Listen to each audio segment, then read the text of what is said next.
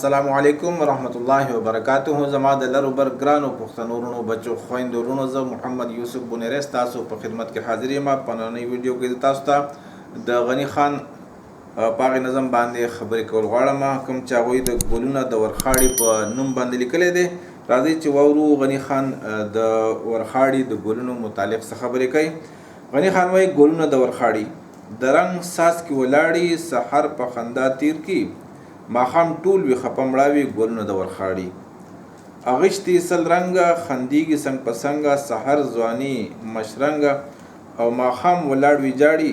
سحر ځواني مشرنګه او ماښام ولاړ وي جاړي ګلونه د ورخاړي. ځواني د یو سحر ده، ژوندون د یوې ورځې، بیا هم مانه نران دي چې هر سحر خندان دي ګلونه د ورخاړي. او زه یو پوټی غم ته د لږ ساعت تورتم ته، ادم د اوښکو نوم دی په ګلونو پسې جاړي ګلونه د ورخاړي. څه ښکلي ښکلي خان دي، رنګینه دي تابان دي، ښایست د ګلستان دي، غني ورته همیش حیران حیران شانې ولاړي ګلونه د ورخاړي. زما د غني خان د ورخاړي د ګلونو ته چې ګوري نو د هغې غني خان یو ډېر لوی عبرت اخلي او هغه سبق چې دی هغه د پښتون قام ته ښیي. ګلونه د ورخاړي د رنګ ساز کې ولاړي، سحر په خندا تیر کی، ماښام ټول وي خپه مړاوي ګلونه د ورخاړي. لکه د ورخاړي دا ګلونه چې دي دا د رنګ ساز کې، د رنګ په ساسکو کې ولاړي، ډېر ښایسته یې ښکلي او سحر په خندا باندې تیر کی، ماښام ټول خپه وي مړاوي شوي. د ورخاړي د ګلونو عمر بس یو ورځي. غني خان وایي چې دغه یو ورځ هم دا ګلونه خاندي، ژوند یو ورځ دی خو بیا هم خاندي. اغشتي سل رنګه خندیږي څنګ په څنګه، سحر ځواني مشرنګه او ماښام ولاړ وي جاړي. سل رنګونه اغستي، دا ډېر ښایسته ګلونه تاسو به وګورئ. د ورخاړي ګلونه شاید تاسو کتلي هم وي.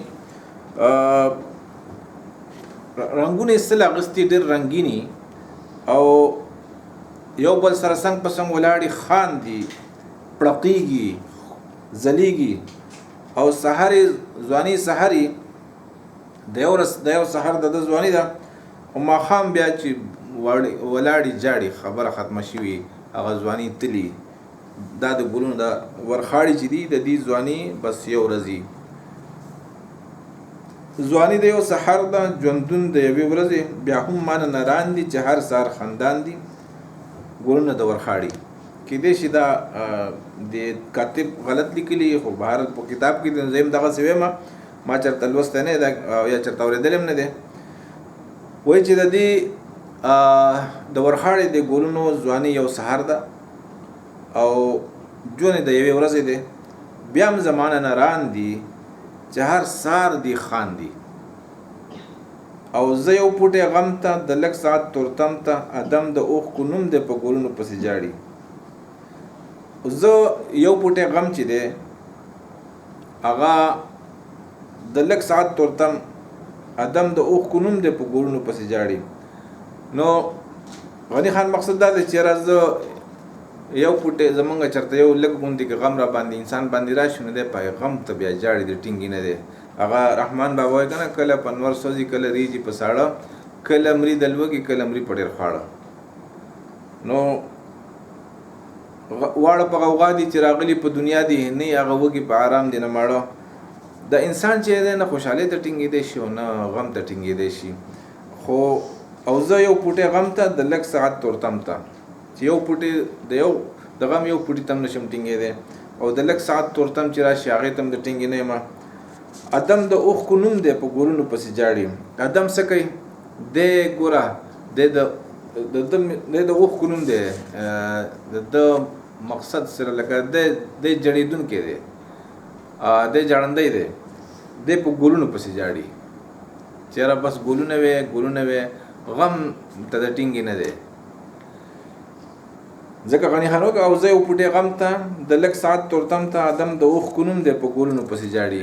لکه یو ساعت په انسان باندې غم راشي، درد راشي، مشکل راشي، نو په کار ده چې د ثابت قدم وي، د حوصلې نه بایللې. خو ادم څه چل دی؟ دی کمزوری دی، ضعیف دی، نو د خوشحالي غواړي، په خوشحالو کې په ګلونو کې د خوشحالي، او چې کله یې هغه سخته پې راشي نو بیا جاړي غریب. څه ښکلي ښکلي خان دي، رنګینه دي، تابان دي، ښایست د ګلستان دي. غني خان بیا صفت کوي، تعریف کوي د دې ګلونو چې څومره ښایسته ښایسته خاندي دي او څومره رنګینه دي او ځلیږي، تابان دي یعنی ځلیږي. او دا د ورخاړي دا ګلونه دا د ګلستان ښایست دی. غني ورته همیش حیران حیران شانې ولاړي ګلونه د ورخاړي. غني خان هم ګلونه کرلي وو، د ګلونو سره به ډېره مینه کوله. نو دی به غني خان وایي چې یاره زه د ورخاړي د ګلونو ته همیشه ولاړ یم، حیران. غني ورته همیش حیران حیران شانې ولاړي. غني ورته ولې غني خان ورته ولې همیشه د ورخاړي د ګلونو ته حیران حیران ولاړي. غني خان وایي چې عجیبه خبره ده، د دې همت ته سلام. چېرې د ځواني د ژوند یو ورځ ده، ځواني یو سهار، ژوند یو ورځ، بیا هم دومره په خوشحالۍ او دومره خاندي. ټول ګلستان لا، ټول بوستان لا، ټول چمن لا رنګ ورکړي، خوشبويي ورکړي. په کار دا چې یاره دي جړلې. نو په دې زما عزتمندو په دې نظم کې د ګلونو د ورخاړي په دې نظم کې غني خان اصل کې د انسان ته سبق ورکول غواړي، چونکې په انسان په دې ټولو مخلوق کې انسان هم یو ګل دی، ښایسته ګل دی. او تاسو وګورئ نو د هر څیز نه کم ژوند چې دی د انسان دی. او غني خان د انسان ته دا سبق ورکول غواړي چې یاره ستا ژوند کو هر څومره کم دی، نو په کار دا لکه ته د ورخاړي د ګلونو نه عبرت واخلې چې څنګه د ورخاړي ګل سار دغه شي وپړقېږي، سار دغه ښه په ځوانۍ کې مستۍ کې، بیا د ژوند ټول د یوې ورځ دی. دته پته ده چې یاره ماښام ماله مرګ را روان دی، خبره ختمه ده. خو بیا هم د خاندي، خوشحالېږي، د خپلې حوصلې نه بلي، د خپل حسن چې دی هغه ورکوي نه په خپلو اوښکو باندې. نو انسان هم پکار دی چې دی د سختیو نه یېرېږي او دی د مرګ نه ونه یېرېږي، بلکې دی د خپل لږ ژوند چې دی دا غنیمت وګڼي او دا د خلکو سره ډېر په اخلاقو باندې، په خوشطبعۍ باندې او ډېر په امن سره، په عافیت سره تیر کړي. دا نه چې یاره د چا عزت لوټي او د چا جان لوټي او د چا مال لوټي، نو دا انسانیت نه دی. پکار ده چې یاره انسان په دې دنیا کې هر انسان د کائناتو لا، د معاشرې لا دل رنګ ورکولی، خوشبويي ورکولی. دا نه چې دی د خپل خواهشاتو، د خپل حرص په وجه باندې د دنیا نه جهنم جوړ کړی. نو د دې ګلونو نه موږ ته دا عبرت حاصل پکار دی چې یاره که هر څومره ژوند زموږ په خندا په خوشحالۍ تېرول غواړي، دې کې یو ویشتل، بل ویشتل، یو ته کنځل کول، د یو سره بغض او حسد او نفرت او کرکې، دا پکار نه دي. بلکې هر چاته موږ خاندو لکه د رسول پاک صلی الله علیه وسلم په شان. رسول پاک صلی الله علیه وسلم به خپلو ملګرو ته وي چې ما ته د چا بد مه وایې، ځکه چې څوک بد ووایي د چا نو زړه متاثره کېږي، بیا د هغه متعلق سړي بد پراتی په زړه کې میلاو بشي، هغه به ښه سړی وي. خو بس یو سړی راغی یا را روان دی او تا سره په خوا کې څوک ناست دي او هغه ته په غوږ کې وایي چې دا غل دی. اوس هغه غل بني به ډېر نیک انسان وي، خو بس په زړه کې ستا په زړه کې غل کو. یا ښه رښتینی انسان دی او تا ته چا وایي دروغجن دی، بس خبره لاړه. نو دا خبرې نه کول پکار دي، نه اورېدل پکار دي، نه په دې یقین پکار دی. هر څوک چې دی بس انسان راغلی دی، د ورخاړي ګل دی. د ده چونکې ژوند چې دی د ده لږ دی، مثال د ځواني هم د سهار ده او د ده ژوند هم یو ورځ دی. داسې انسان وجل، داسې انسان له دوک ورکول، داسې چې د هغه عمر ډېر لږ دی.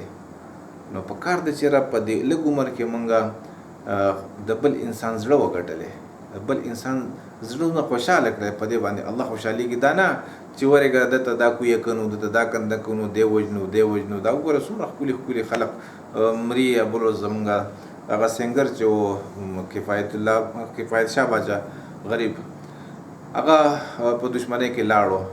نو اخو باسن مړ کېدو لږ صبر ورته وکړئ خدای په خیر کا زم په خپله زه ګورم چې کوم انسان له الله مرګ راوستی دی دی ولې خلق وجني د خو به مري خامخا مثال په طور نن 100 کاله مخکې دشمني وه یو تن ولګېدو بل تن یې مړ کو ښه بیا هغه چا به مونږ به دغه اخلو بدل باخلو انتقام باخلو دی به پکې وجنو زما عزتمندو اوس هغه قاتل هم نشته او مقتول هم نشته دی د هغې قاتل او د مقتول هغه بچي هم نشته دی هغه نوسیم بوډاګان دي لږ صبر ورته وکړه زما یو ځای ته تللی وم او یاره د پلانې وجل غواړي ما ورته ویې لکه د خدای بنده ته یې ولې وژنې څوک چې الله وله مرګ مقرر کړی دی بس الله ته لږ صبر وکړه هغه به یې مړ کړي اوس ستا دغه به وشي یو سړی نه مري د سره دله مرګ نشته دی او دی ظالم دی نو بس بیا وجنه مړې که ځکه چې الله یې نه وجني الله یې نشي وجنلی په الله باندې الله پې کمزوری دی که نه نو ته پې زورور شه ته یې مړ کړه د الله بنده دا لږ ژوند دی دا په خوشحالو په خندا په امن تېرول پکار دی زما عزتمندو غني خان موږ له د امن او د خوشحالۍ خبره کوي چې یاره څنګه چې د ورخاړې ګل ژوند لږ دی خو بوستان له ګلستان له رنګ ورکي دغه رنګ یې تم دی معاشرې انساني معاشرې له رنګ ورکه خوشبویي ورکه خپل ښه صفتونه استعمال کا الله مون قادر وکړه زما عزتمندو که چېرې دا ویډیو ستاسو خوښه شوي نو د الله د رضا دپاره دا نور خلکو ته هم ورسوئ ډېره ډېره مننه